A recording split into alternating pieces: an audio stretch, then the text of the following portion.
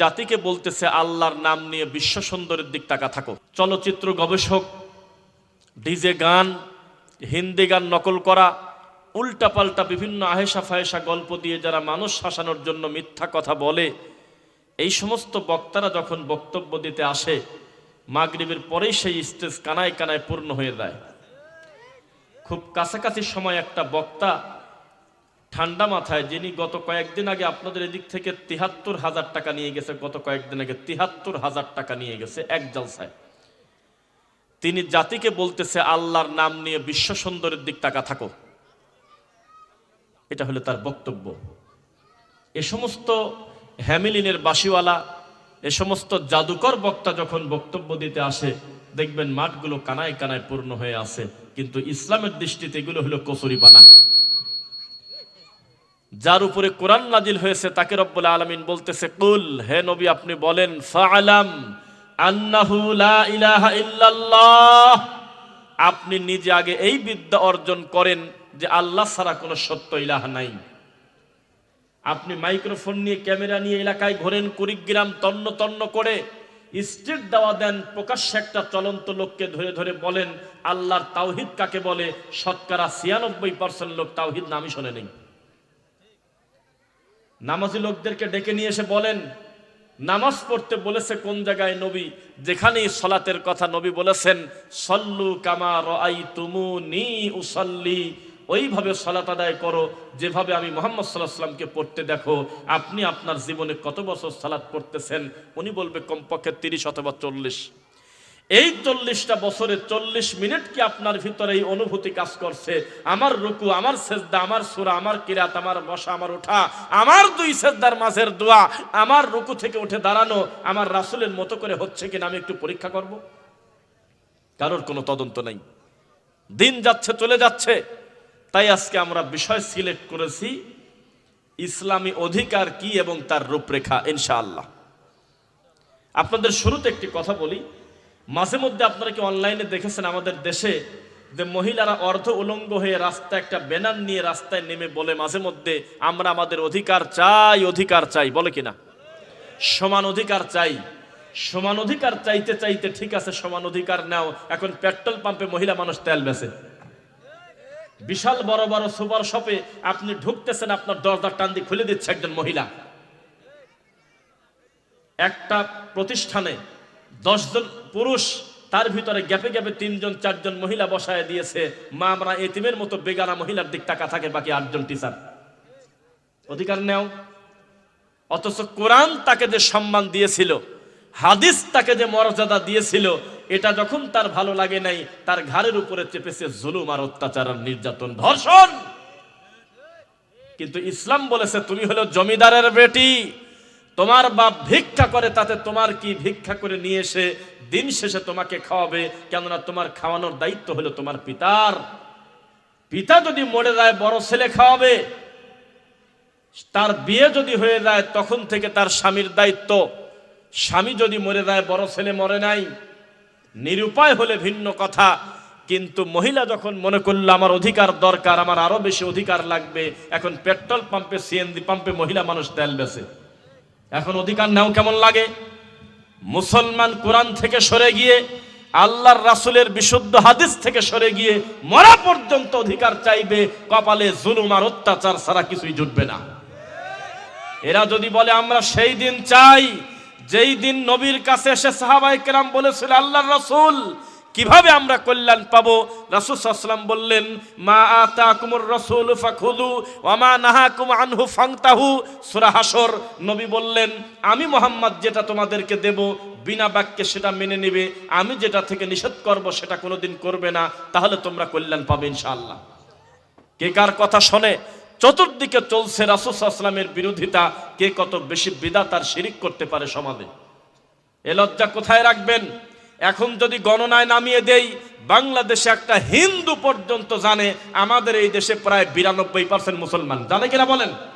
লিল্লাহি তাকবীর। ৯২% লোক এই দেশে মুসলমান।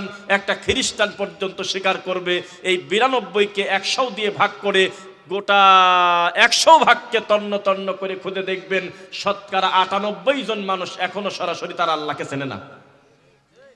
এই 100 জন মানুষকে যদি বলেন তোমাদের ভিতরে কয়জন মানুষ আছো যেই মানুষটা সূরা ফাতিহা পড়তে চায় 30টা বছর সালাতে, এই সূরা ফাতিহার অর্থটা একটু বলতে পারবে না, অধিকাংশ প্রায় 95%-এর উপরে। মসজিদটা দেখলে জান ভরে যায়, মসজিদের এই মাথা দেখা যায় ওই মাথা দেখা যায় না, এক কাতারে সালাত পড়বে প্রায় 300-500 লোক, 6 তলা মসজিদ করেছে লোকটা, প্রচুর পরিমাণ টাকা খরচ করেছে, কিন্তু ফজরের নামাজে ইকামত দেওয়ার লোক খুঁজে পাওয়া যায় না। কি করবেন করেন? কিভাবে এই চাকচিক্য দিয়ে, কিভাবে এই গহনাগাটি দিয়ে? আল্লাহর ঘরের সবচেয়ে বড় সৌন্দর্য হলো মুসল্লি, ঠিক কিনা বলেন? আল্লাহর ঘরের সবচেয়ে বড় সৌন্দর্য আল্লাহকে সেজদা দেওয়া। মাদ্রাসার সবচেয়ে বড় সৌন্দর্য এই মাদ্রাসার ভিতরে আল্লাহর কোরআন তিলাওয়াত করতেছে বাচ্চারা, আমার রাসূলের হাদিস পড়তেছে বাচ্চারা।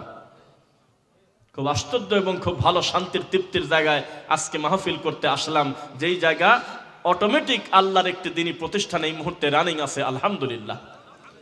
এবং এই মাহফিলে আসার আগেও আমরা এই মাদ্রাসার নাম শুনেছিলাম। আমার মনে পড়ে যাচ্ছে এই মহাসম্মানিত ব্যক্তির কথা, হাফিজ মোহাম্মদ আতাউর রহমান রহিমাহুল্লাহ। মৃত্যুর আগেই তিনি এই সম্মানী ভালো মানুষটা তিনি একটা প্রতিষ্ঠান পরিচালনা করে গিয়েছেন, প্রতিষ্ঠিত করে গিয়েছেন। তার মৃত্যুর পরে তার যোগ্য সন্তান আমিনুর রহমান বিন আতাউর রহমান, আল্লাহ তাকে দিয়ে খেদমত নেওয়াচ্ছেন। আল্লাহ তুমি তাদেরকে দিনের জন্য কবুল করো। মানুষ ততদিন পর্যন্ত কল্যাণ পাবে না যতদিন আসলে ফিরে আসবে না। আসল কি বলেন তো? কোরআন এবং সহিহ হাদিস। সবাই একটু তাকাবেন আমার দিকে, এ ব্যাপারে আপনি অন্তত নিশ্চিত থাকেন। 1 ঘন্টাও যদি আমি বক্তব্য দেই, এর ভিতরে ওই দাদার গল্প, কাকার গল্প, এইসব মাঝে গল্প হবে না। পুরো কথাটা মাতৃভাষাতে হলেও আমার রাসূলের কথা, আল্লাহর কথা হবে ইনশাআল্লাহ। কোন হিন্দু যখন মুসলিম হয় না, না, আর আমার আর আপনার কথাই হয় না, কারণ আমি আর আপনি তো সুলসিলাসিলি করতেছি। হিন্দু বলতেছে 3 মাস পর পর নারকেল ফাটানোই তো ভালো।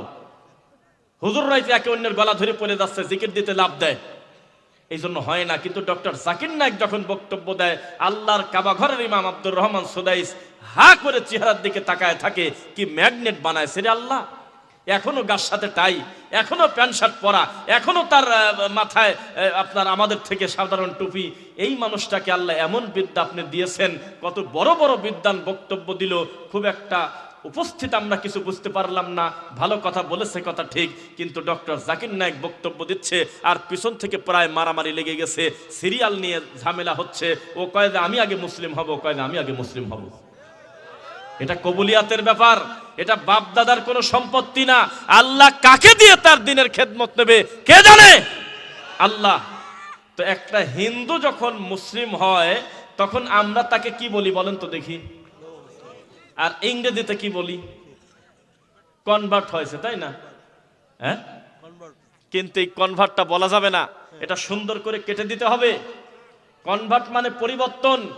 2 বার পরিবর্তন হলে কনভার্ট শব্দটা আর থাকে না, তাকে বলতে হবে রিভার্ট মুসলিম। ও যখন দুনিয়াতে জন্মগ্রহণ করেছিল তখন ছিল মুসলিম। কুল্লু মাউলুদিন ইউলাদু আলাল ফিতরা, প্রত্যেক সন্তান ভূমিষ্ঠ হয় দুনিয়াতে, ছেলে হোক মেয়ে হোক, ইন্দোনেশিয়ায় হোক, পাকিস্তানে হোক, বাংলাদেশে হোক, আর যেখানে হোক না কেন, হিন্দুর ঘরে হোক আর খ্রিস্টানের ঘরে হোক, ওই বাচ্চার নাম থাকে মুসলমান।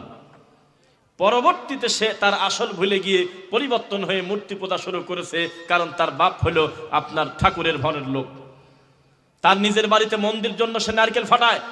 তার নিজের বাপ হলো মন্দিরের খাদেম, তার নিজের বাপ হলো শাহজালালের মাজারের খাদেম, তার নিজের বাপ হলো মরা পীরের পানি খায়, আপনার টয়লেটের পানি খায়, তারপরে পীর ফকিরের কাছে পড়ে থাকে।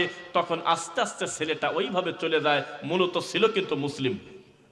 এজন্য আবার যখন কোন হিন্দু ফিরে এসে বলে আশহাদু আল্লা ইলাহা ইল্লাল্লাহ ওয়া আশহাদু আন্না মুহাম্মাদার রাসূলুল্লাহ, তখন আমরা তাকে কনভার্ট মুসলিম বলি না, বলি যে রিভার্ট মুসলিম, মানে আগের জায়গায় আবার ফিরে আসলো, শেষ।